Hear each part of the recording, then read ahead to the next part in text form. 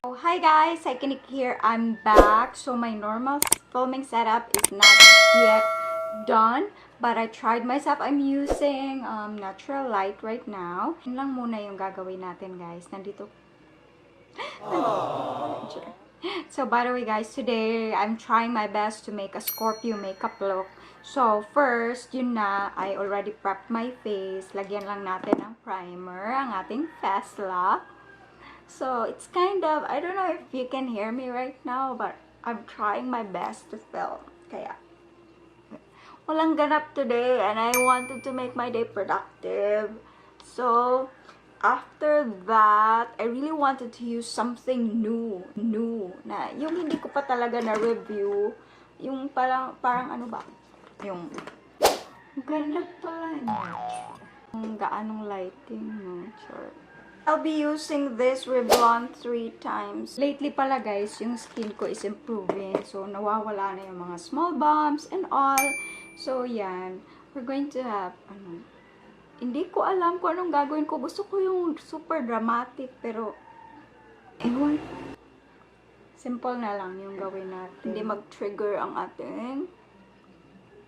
Simple lang to guys. Gusto ko lang talagang tapusin yung Zodiac sign makeup tutorial, but then I really wanted it na plakado sana. But then it turned out, ang mangyayari sa atin ito is, we're going to, hindi na siya ewan ko ano mangyayari sa atin today. So yan. So I super love lately this Revlon 3 times kasi it really glides Ito my skin na. And yan. So I'm done. Marami pang natira sa, parang kinukuha lang ng sponge yung ko foundation. Ang sayang. Gagamit tayo ng concealer. Tapos may matching na no. Gusto ko lang talagang gumawa ng quick makeup. And I really miss you guys. Like, ang ingay ng chicken. At ang camera ko hindi nagpo-focus. Tagalan na ako sa pag-set up guys. Kaya hindi na lang ako nag-lights and all. Nakakapagod na yung full blown na set up. Tapos bibigyan lang tayo ng konting views. Charot. Gusto ko lang talaga mag-share happy moments ng merong plain, stop muna. Yung first na video ko after nag-film ako ng video dito sa filming room. My camera is okay but there's problem sa pagpo-focus. Ayoko pang ilabas yung mga microphone and all. Yan, may taho. Ang init. Powder. Set nyo talaga ng powder guys. Yan. Itatry natin sa ating kilay itong si Lustros. I tried it on my clients and it works really well, especially for those yung mga tattooed eyebrows. Kuha lang tayo, ganito siya. Dalawang shade, lighter shade at darker shade. Then, magsa-start ako sa tail. That's how I usually do my brows. Ayaw talaga sa akin. And then, dito sa ating side. Lower part and then upper part sa ating brows. So far, I really love the pigmentation of this. Yung color payoff niya ba? Ang ganda niya sa one of my clients. Shout out to Ma'am Mabel. I really love this color on her.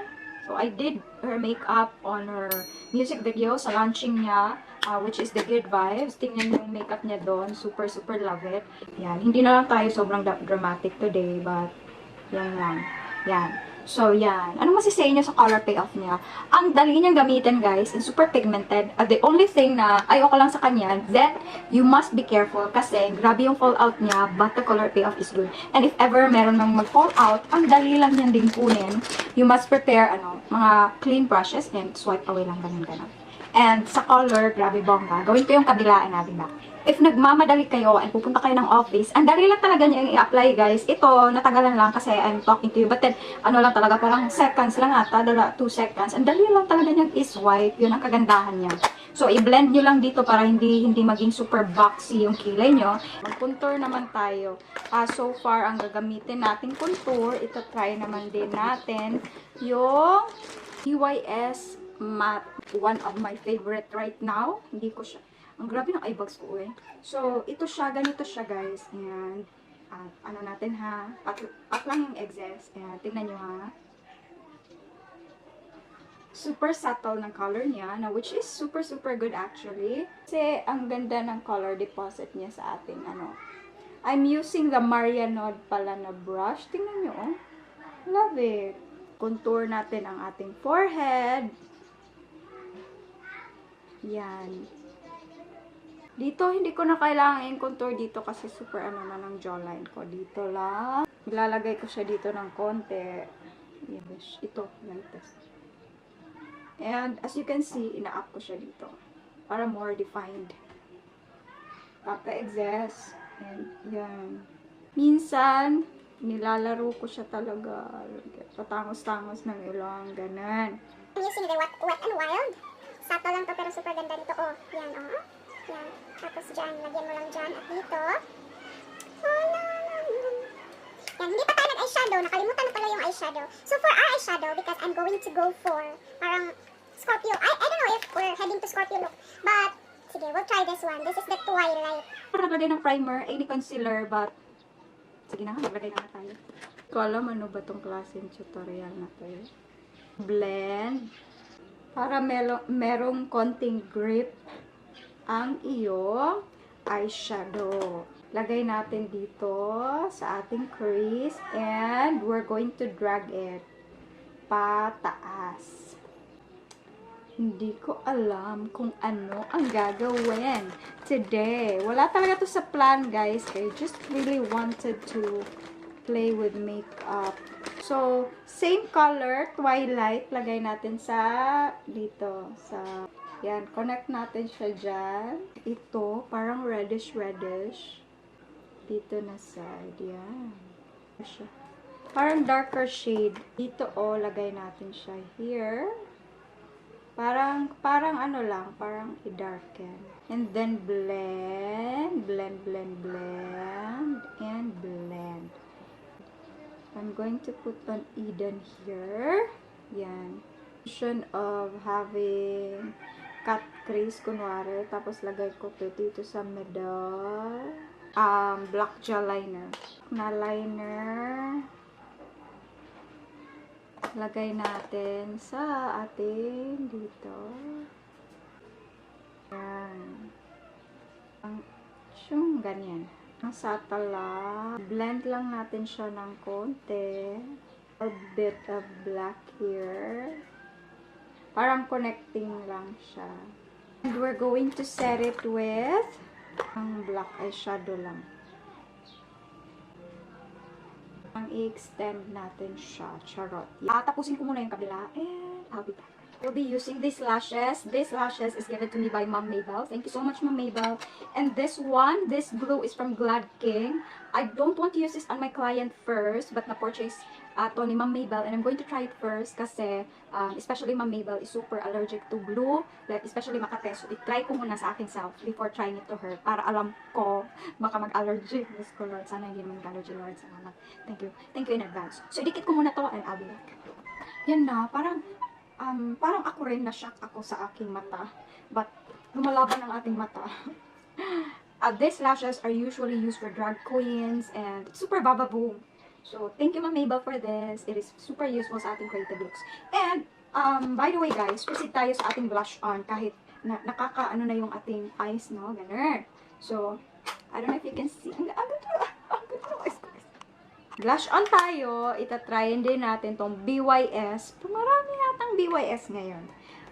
I don't normally put blush on here na ano, kasi gusto ko kasing parang snatch yung blush on ko. So, inaano ko siya sa taas. Depende sa ano, shape na clients din. Parang natatakot ako sa mukha ko. Parang, going to use this black Davis. It's an eyeliner, lip and eyeliner pencil.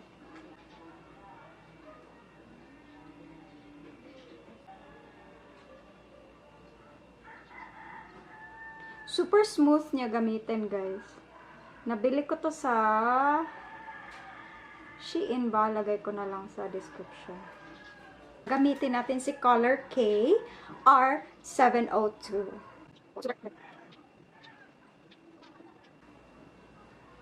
Okay. ito na siya guys, ang ating look. But then, lagay tayo ng wig and I'll be back.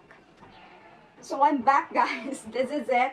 So, I just place, bakit ayaw talaga mag-focus sa akin kasi yan? I just place this Scorpio look and super big dumplings and place a bit of reddish ganun. Ang laki naman ito eh. Wait, nakikita ba ako na, no? Yan. And aura muna tayo. Charot.